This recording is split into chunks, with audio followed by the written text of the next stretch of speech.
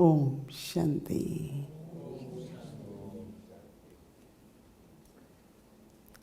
बाबा के सभी बच्चे सरल चित्त हैं और सहनशील भी हैं।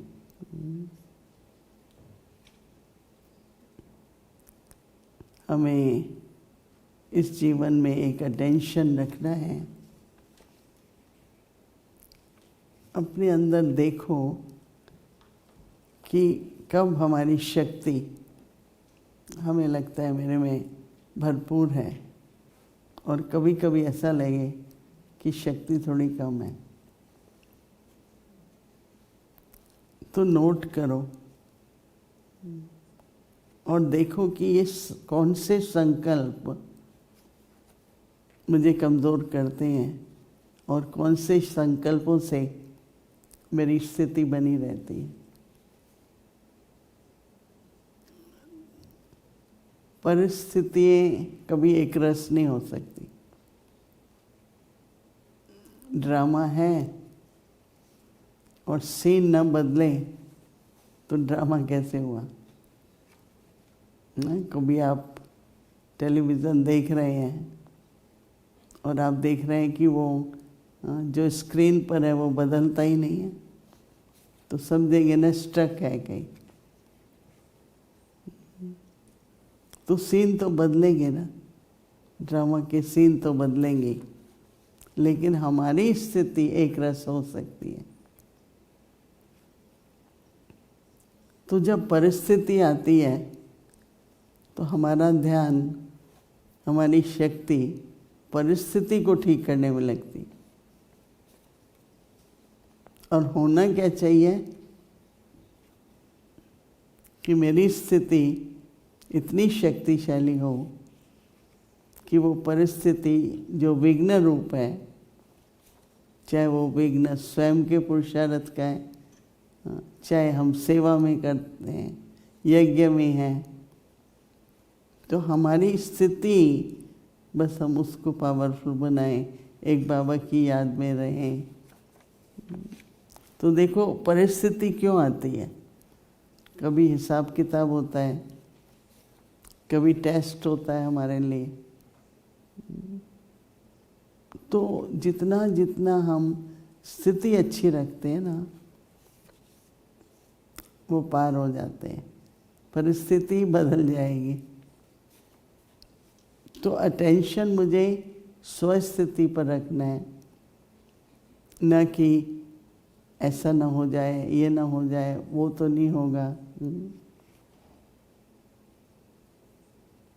बस सदा अटेंशन रहे, कुछ भी होगा। मैं तो बाबा ने कहा है कि ड्रामा में अचानक कुछ हो सकता है, एवर रेडी रहो। नहीं, सडनली का पार्ट बाबा ने पक्का कराया।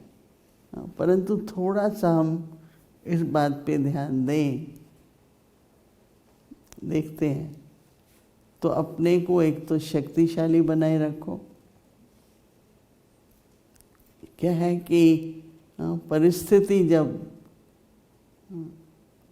या समस्या है, चलो समस्या कहो, नहीं कहीं कहते हैं तो बहुत बड़ी समस्या है, तो क्या हम समस्या के समाधान में लगे रहें, या खुद ही हम ऐसा पुरुषार्थ करें कि समाधान स्वरूप बन जाए।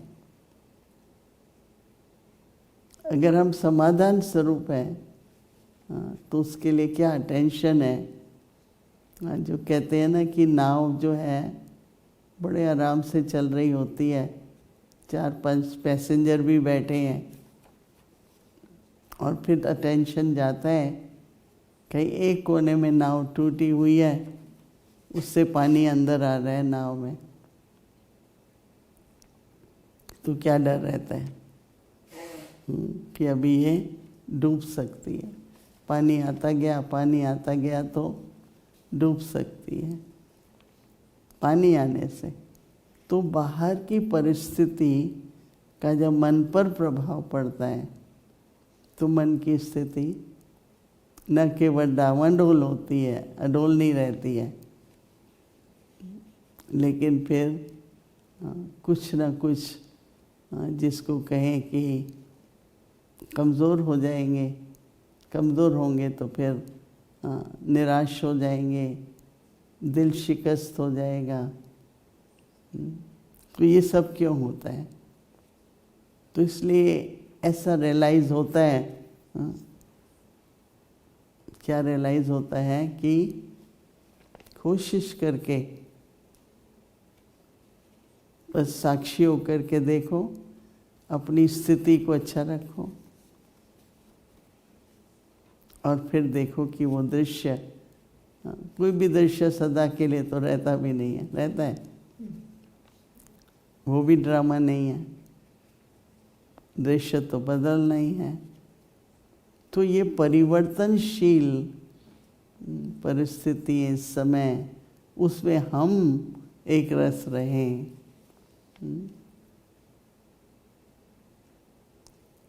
समझा? तो ये अटेंशन आजकल बहुत ज़रूरी है।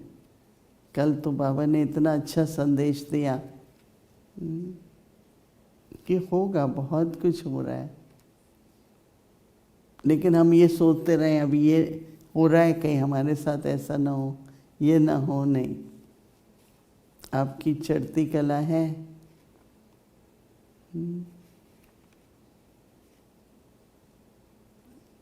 आपके लिए पुरुषोत्तम समय है, संगम युग पर हो, तो एकदम अपने जो बाबा के महावाक्य उसको मनन करते हुए अपनी स्थिति को अचल अडोल बनाना है। और सरल चित्त का मतलब ये है बहुत नहीं सोचना है, अनुमान करना कि इसने ये किया होगा, ये ऐसा होगा। सरल चित्त वाला कहता है, सोचता नहीं है ज़्यादा। हमारी प्रकाशमणि दादी, हमारी दादी गुलजार एक उदाहरण थी सरल चित्त की।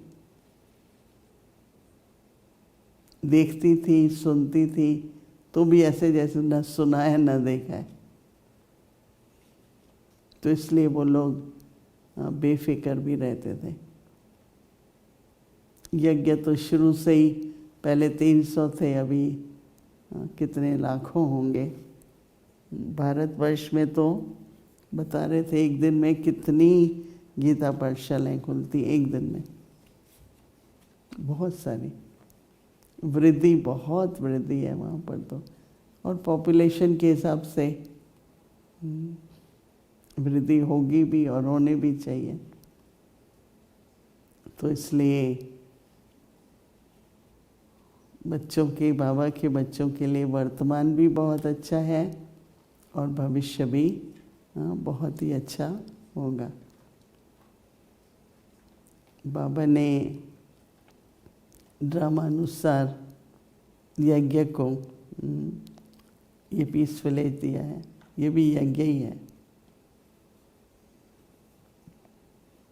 इतना बड़ा स्थान बाबा ने दिया है। और दादी प्रकाशमणि तो कहती ही थी उद्घाटन में कि मधुबन है वेस्ट का। आज 26 साल हो जाएंगे, राइट? इससे ज़्यादा है। तो जो भी पीस विलेज में समर्पित होकर के रहते हैं, सेवा के लिए आते हैं, अपनी तपस्या रिफ्रेश होने के लिए आते हैं, तो सभी मुबारक के पात्र हैं। हम लोग यहाँ पर कई 2 हफ्ते रहे, तो हमने देखा कि हर चीज़ में 2 बातों का ध्यान होता है। एक है व्यवस्था और दूसरा है व्यवहार। कई है व्यवस्था है, मैनेजमेंट अच्छा है, लेकिन व्यवहार जो है वो जितनी उसमें मधुरता और नम्रता होनी चाहिए वो कम होती है। परंतु यहाँ तो दोनों में ही नंबर 1 है नंबर 1। हाँ, पीस विलेज निवासी बैठे हैं यहाँ पर, बैठे हैं, हाथ खड़ा करो। हाँ, तो मधुरता और नम्रता दोनों गुण हैं, इसलिए हम सब की तरफ से आपको बहुत बहुत मुबारक है। और हमारी ऐसी भावनाएं हैं कि रोज़ अच्छा ही अच्छा होता जाए, बाबा का भंडारा भरपूर रहे, और कहते हैं काल कंटक दूर रहे। तो इसलिए बहुत बहुत आपको हमारी शुभकामनाएं और मुबारक, और साथ में दिल की दुआएं भी हैं। अव्यक्ति इशारा हमारा होमवर्क है कि अगर अपने को खिलाड़ी समझेंगे तो मनोरंजन रहेगा। अब इसमें दो बातें हैं। मेरे को मन में ये आया कि मंच पर तो खिलाड़ी नहीं होते ना, मंच पर तो एक्टर्स होते हैं। लेकिन यहाँ पर दो तरह का मंच है ना। एक ऐसा मंच है स्थूल, एक मन की स्थिति का मंच है। कहते हैं ना मन का स्टेज, अंदर की स्टेज, और दूसरा ये स्टेज। तो किस पर हम जो खिलाड़ी हैं, खिलाड़ी शब्द यूज़ किया है, तो कहते हैं कि ड्रामा होता है उसमें भी प्ले करते हैं ना, I am playing this part, मेरा ये पार्ट है। जो दूसरे खेल होते हैं उसमें भी खेलते हैं, पर वो स्टेज नहीं है। तो आप देखना, आपको सुनते समय किस तरह के संकल्प आते हैं कि बाबा कौन सी स्टेज कह रहे हैं और कौन सा खेल कह रहे हैं। कभी कभी सुनते सुनते अपनी बुद्धि को थोड़ा सा गहराई में ले जाके अनुभव करना चाहिए। जैसे बाबा कह रहे हैं कि बेहद की स्टेज पर मैं खिलाड़ी हूँ, तो मैंने जो अर्थ समझा वो यही समझा, अपना पार्ट प्ले कर रहे हैं। प्ले को भी तो खिलाड़ी कहेंगे ना, पार्ट भी तो एक ड्रामा का खेल ही है ना। तो बाबा कहते हैं कि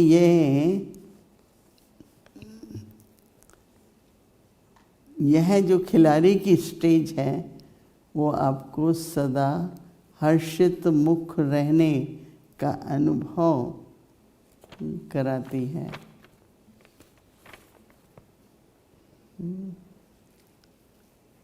क्योंकि आपका पार्ट है, और जो पार्ट हम अभी बजाएंगे वो नोंद हो जाएगा।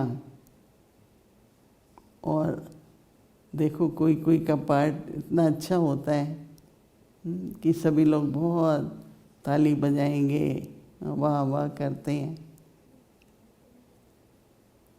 तो इसमें हम लोग ये जो हर्षित के लिए बाबा कह रहे हैं ना, हर्षित मुख हो, तो इसलिए बाबा कह रहे हैं कि किसी भी प्रकार की थोड़ी भी बात जिसको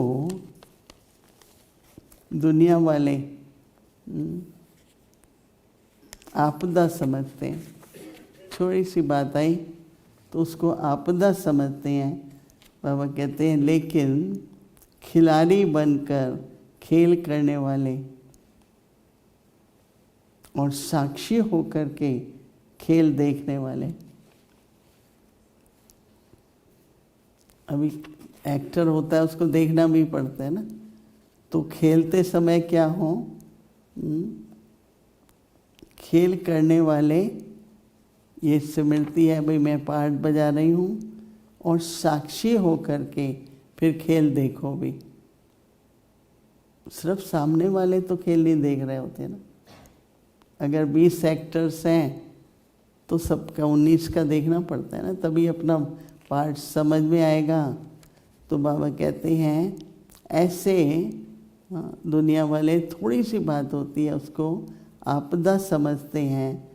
बाबा कहते हैं आप तो उसको खेल समझकर सहनशीलता की शक्ति से मनोरंजन का अनुभव करेंगे। हर एक सोचे, कईयों में तो बहुत जो ये था ना कि सरल और सहनशील, सहनशील का मतलब नेचुरल है, सहनशील, पर कई कहते हैं कि मुझे सहन करना पड़ता है, मुझे बहुत सहन करना पड़ता है। तो एक बार बाबा कई बार कहते हैं कि अगर अभिमान है तो अपमान लगेगा, अगर अभिमान नहीं है, दही अभिमानी है, तो अपमान करने वाले को खुद अपने प्रति हीन भाव आएगा। मैंने ऐसा क्यों कहा।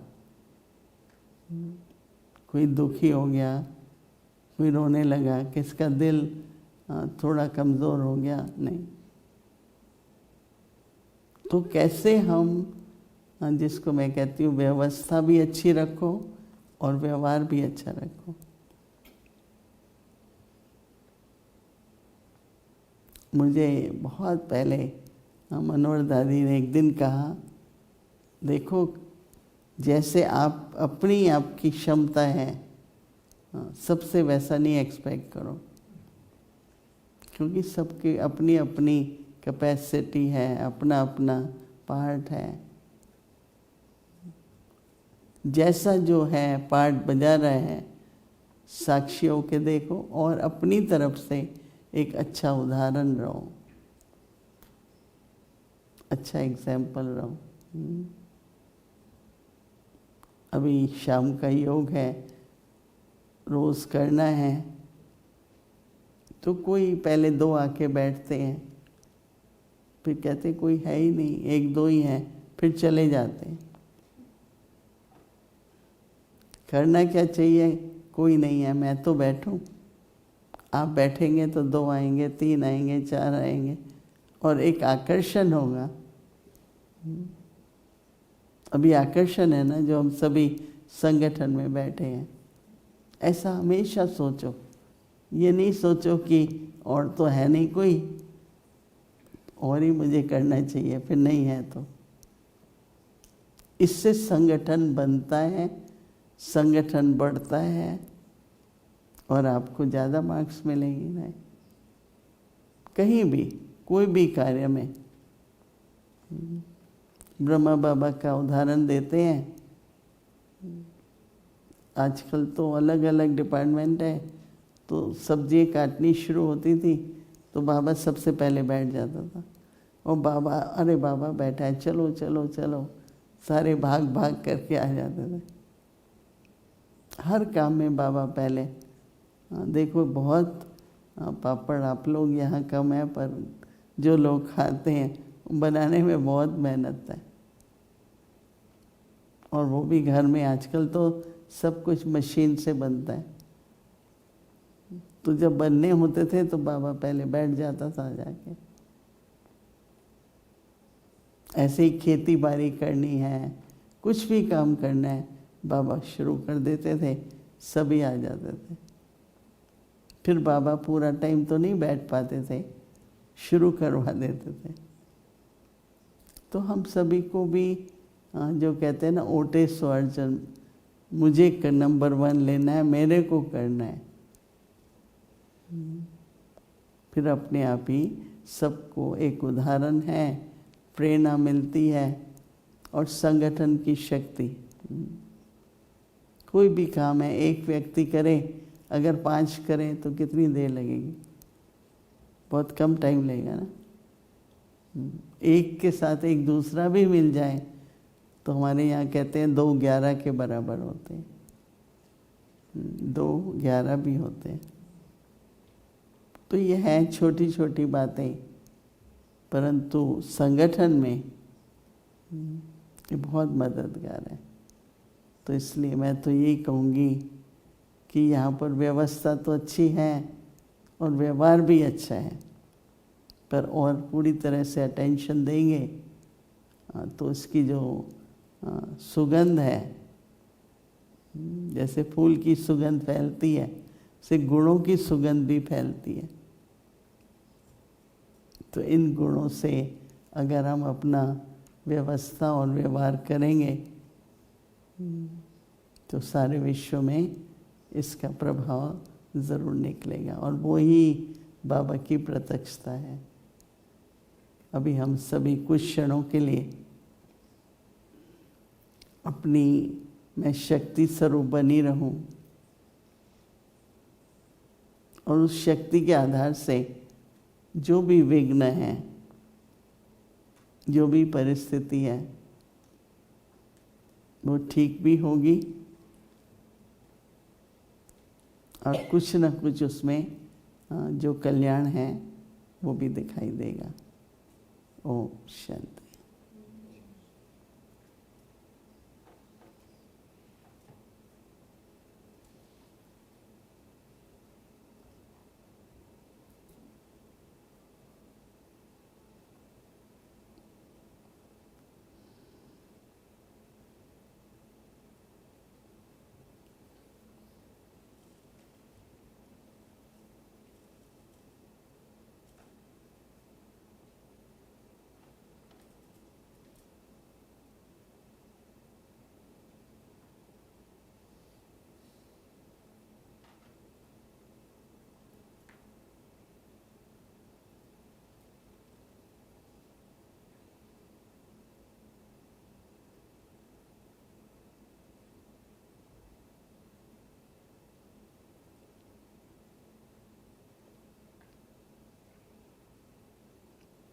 ओम शांति।